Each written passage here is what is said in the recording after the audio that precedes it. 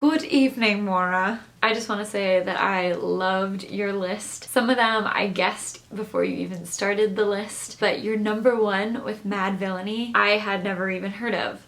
But since listening to it a few times through, I really dig it, and that was a very good number one slot choice. But I will say you have given me a very difficult task to narrow down all of my 2015 listening into one short 5-item list. To start off and help myself narrow things down, I came up with a list of 15 different albums.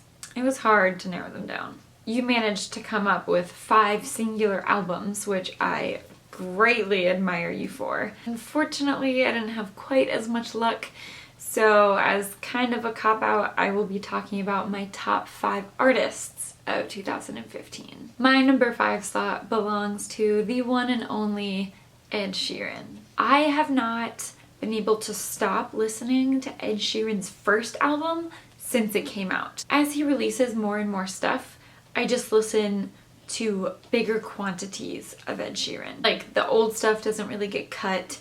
It doesn't ever go away. My Ed Sheeran playlist, yes, there are multiple, just constantly update to include more and more and more of his work. But the thing about Ed Sheeran is that he is what I constantly fall back on. His music is like my safety zone. Whenever I'm feeling bad or sad or moody or confused, his is the music that I listen to. To me, he's like your favorite blanket that you like to curl up with at the end of a really shitty day to make yourself feel better. At the very beginning of this year, he came out with a compilation album called 5, and it was made up of 5 EPs that he's had over the years. And I just listened to songs from that throughout most of my spring semester last year, especially as things in my life started getting kind of sad. 4th on my list is Run the Jewels. I really got into their second album, Run the Jewels 2, and let me tell you, it is a killer album. I'm pretty sure you're already familiar with their work, but I just think they perfectly toe the line between having really quality social critique in their lyrics and also being very adventurous and creative in their artistic expression. Also, a great thing about them is that they released a remake of their own album called Meow the Jewels, in which every sound that isn't rapping is cats. It's just cats. So like, that's really great, but also they donated the money from Meow the Jewels to go to victims of police brutality. So these guys are the real deal. My number 3 artist of the past year is Tune Yards. Tune Yards, she's so good. I got the fantastic opportunity to see her live in concert at the end of the spring, and she just completely blew me away. She has a lot of African percussion influence in all of her songs, and it's clear right off the bat that percussion is the most important thing in her songs. Her rhythms are so complex and interesting. She also has really great social commentary in her work, but definitely from a much different perspective than that of Run the Jewels. I just remember being blown away by her on stage because she has this kind of little percussion setup for herself, not a drum kit, but she has multiple drums and percussive instruments that she was playing for all the songs. And then additionally, she had someone whose main responsibility was percussion, who had an even bigger percussion setup. Again, not a drum kit, but still a lot of really, really cool drums and auxiliary instruments, and just...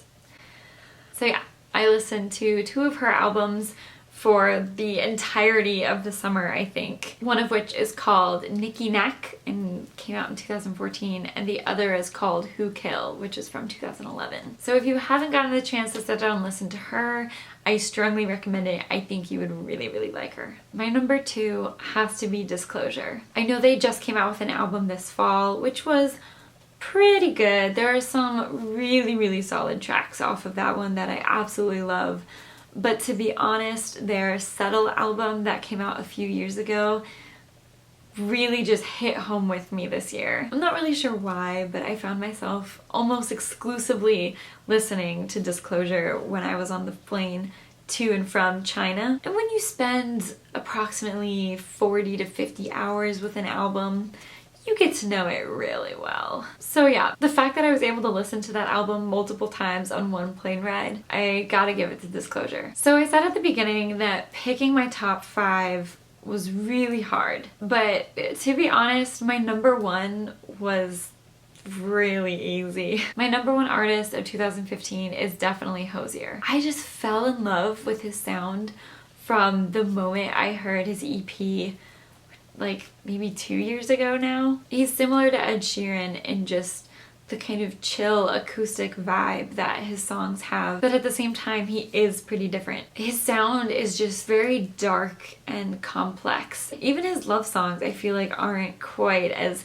sweet and innocent and pure as a lot of Ed Sheeran's. I don't know, man, he's gorgeous and Irish, and those things don't even have to do with how amazing his voice is or how surprisingly sophisticated his songs are. I'm just so excited to see what he does next because I love every inch of his first album. So that has been my 2015 artist year in review. I think my next video will be about just kind of how I go about collecting and finding and researching music and artists. So that'll probably be next week. Alright yo, good luck with your first day of your second semester of grad school. You'll probably kill it. It'll be fine. See you next week.